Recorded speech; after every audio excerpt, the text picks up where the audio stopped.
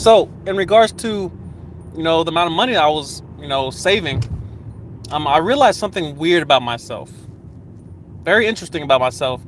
And it was that I was spending less. I was spending less money when I had more money. Weird, different. I was spending less money when I had more money. And then, as I, reference the past to, avoid past mistakes, of course, and to replay past victories, I realized that I was spending more money when I had less money. When I was down to my last 20 bucks, I was blowing that junk. And by the way, if you're asking why my face is shiny, it's coconut oil, because one has to take care of their skin and their hair. Anyway, so, by realizing that pattern recognition is very valuable, I advise that you practice recognizing patterns around you.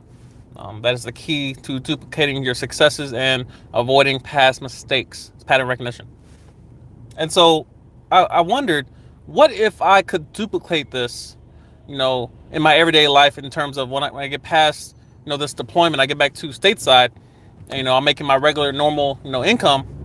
Is there a way that I can, recreate this pattern in terms of being proactive with my money? Will I spend less money if I am saving more, you know, in an everyday or, by monthly, case? Does this happen automatically in my own psychology? And the answer is yes.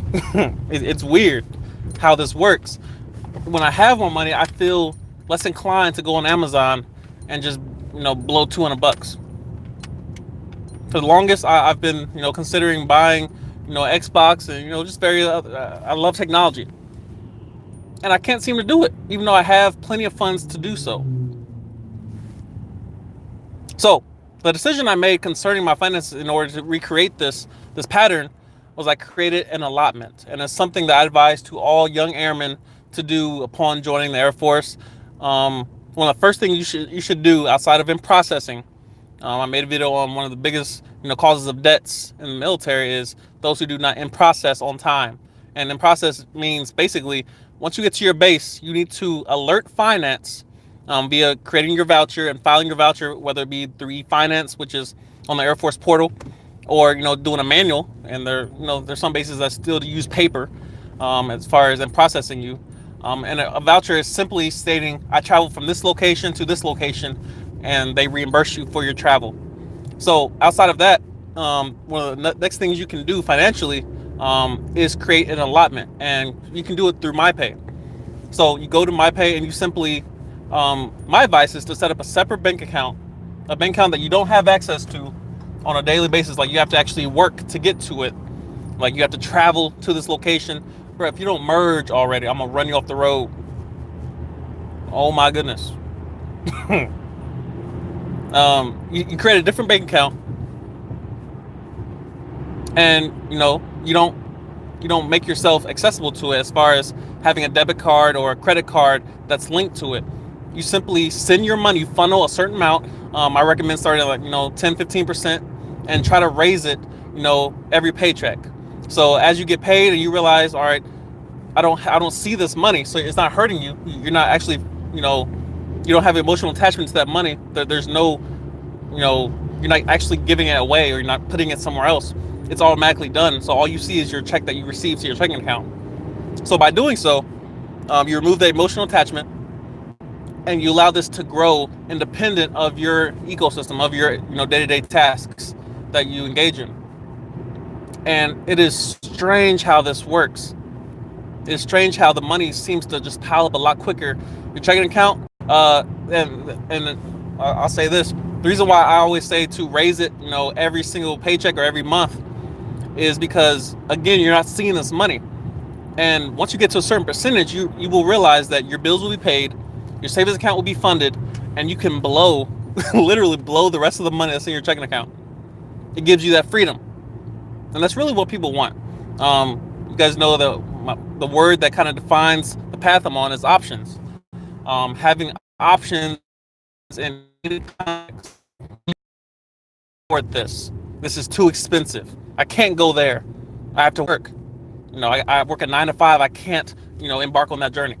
So the word options kind of defines, what I want, my ambition. And so by allowing this to look into your finances, you can still go out and eat. You can still, go buy and shop and engage in those activities that you long to do. I was watching a podcast with Tim Ferriss, and I can't think of the gentleman's name that he was interviewing, but he wrote the gentleman he was interviewing's name was he wrote a book called "I Will Teach You to Be Rich," and he also has a blog and website and whatnot. But yeah, "I Will Teach You to Be Rich" is the name of the book, and I haven't read it yet. It's on my wish list. I have to get to it. I got so many books on my wish list. But basically, he alluded to how a lot of people tend to cut back on their hobbies and the things that they enjoy and the things that they love to do and the things they love to buy. They tend to cut those things back in order to save money. And obviously you can see how that's going to be troubling. The ultimate diet in the world that obviously doesn't exist yet, in certain variations, would be a diet where you can eat anything you want and still lose weight and still remain shredded and still, look amazing in the mirror. To have, the question I always ask is, why is there no 0-calorie cake yet? Why is there no 0-calorie, ice cream and a 0-calorie fast food restaurant? Where's the technology at? We got too many iPhones out in circulation.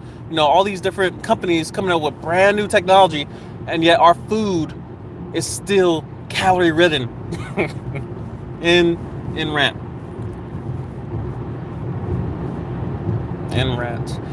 So yeah, I will teach you to be rich.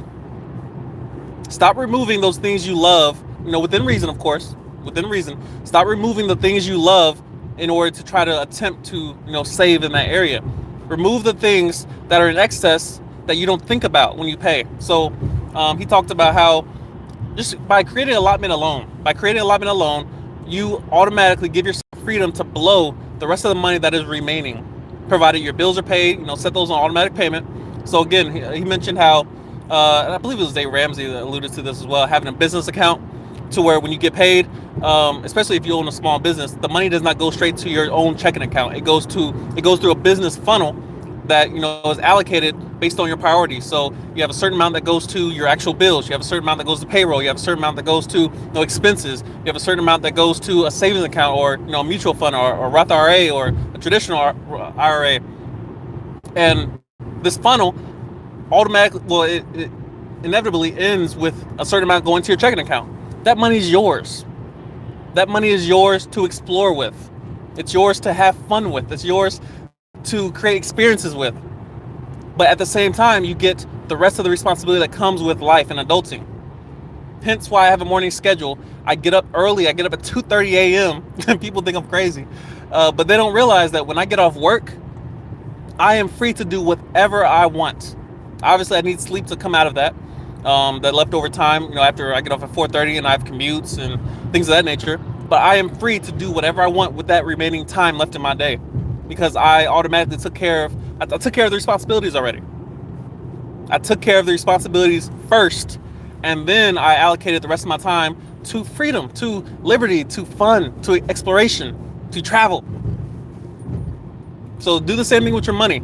Take care of the first things first. Take care of responsibilities. That's how you avoid regret, is by realizing that I need to prioritize what I have, including my time, including my money, including my energy. I must prioritize what I've been given into the things that matter first, and then the fun, I can have as much fun as I want. So, allotments. It's crazy how simple it is. It's a simple concept. You have income. The economy is somewhat flourishing, at least it is currently. A lot of talks of recession, and people are worried about where the economy is going, and inverted, all this terminology that I'm currently studying. I'm kind of obsessed with CNBC, favorite YouTube channels. Just finance, just kind of immersing myself in the talk of finance and being relevant in terms of understanding what they're talking about. Somebody talking over your head the entire time about something that is so important, like finance. It controls all of our lives because no one goes to work for free. Trust me, I would not be in the Air Force for free. I would not show up to Walmart or wherever you may work at, because it's in my heart to push carts. Nah. Now I do photography at times for free. I will do, video for a person for free, as an investment. As an investment, I invest in my future. I invest in the people around me. I invest in personhood. But very rarely do I actually work for free, because I understand the value of time. I understand the value of what I have to offer, especially time.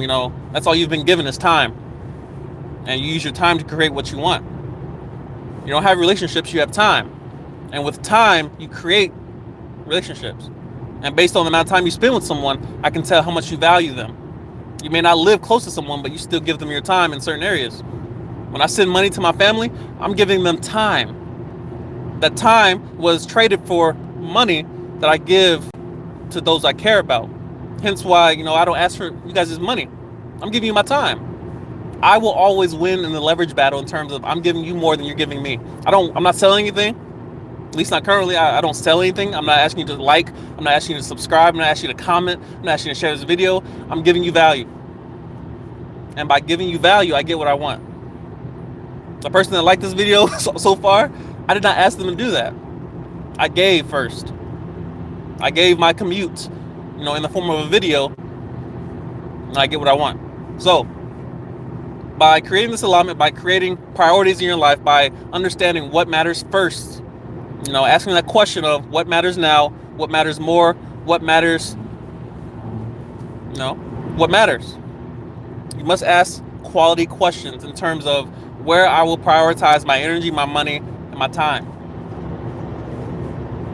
So currently where I sit, it's amazing how money accumulates. And that's something I believe it was Grant Cardone mentioned in one of his videos about how you should be storing money. You should be storing it up to invest it. Money is not saved to just sit there forever, because inflation, deflation will eat your money alive. As the market, goes up and down, and as the Fed, controls interest rates and whatnot, you will lose money by saving money, by just sitting at, having it sit in an account. You will lose money. Put it in a CD, you might as well just blow it. Obviously, you're going to get some gain over time, but you have a better chance of sowing into something that has a little bit more risk associated with it than to just sit it somewhere forever.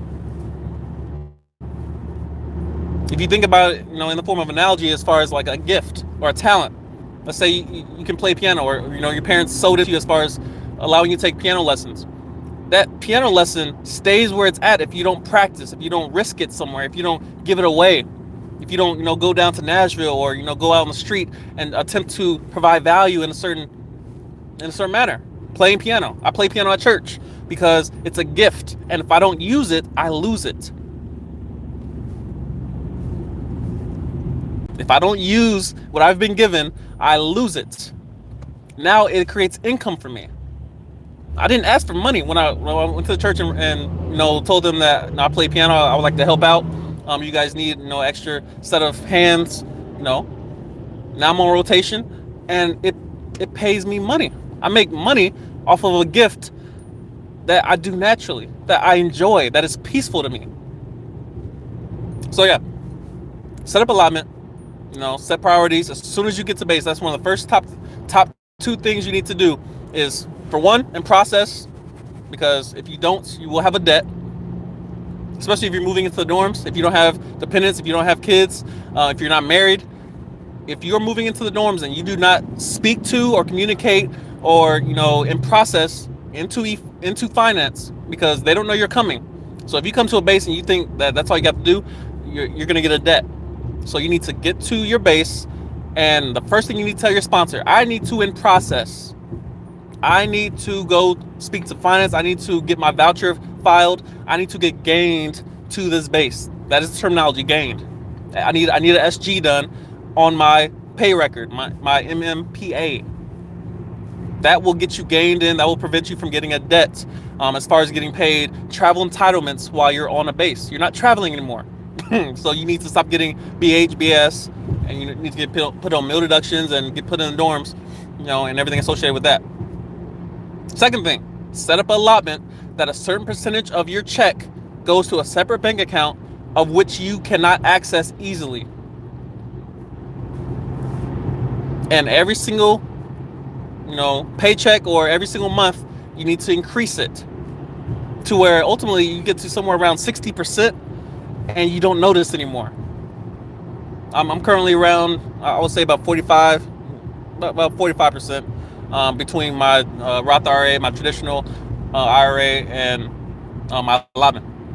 I'm just trying to get more and more of my money somewhere else. That I can't just touch it. I can't, dip into it because, it got uncomfortable because I blew too much money on fast food, or, I went out and paid too much parking on, going to museums and going out to U Street and, things of that nature.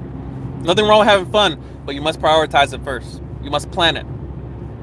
You must plan it. Nothing wrong with spending money on, things you enjoy. Nothing wrong with eating out. Nothing wrong with, doing what you love to do. But if you plan it, you won't have regret afterwards. You won't be, dipping into your savings account. You won't be, using a credit card. You won't be broke. You will have money saved up for, when the Sony that Sony A7 III S comes out. I'm waiting on that camera. I'm not getting it because I know I can't afford it. Even right now, I know I can't afford it.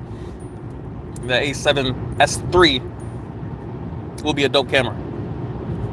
I'm thinking about messing around with tech reviews. I don't know. I might do it. I'm thinking about doing wine reviews. I don't know. One day, we'll see. Anyway, set priorities. That's the video. I'm not even going to keep going because you guys get the point. All 9 of you, you get the point. So, hope this brought some value. Wisdom has to be applied. I'll leave it at that. Wisdom has to be applied. So, the wisdom has been given. Wisdom has been given to me.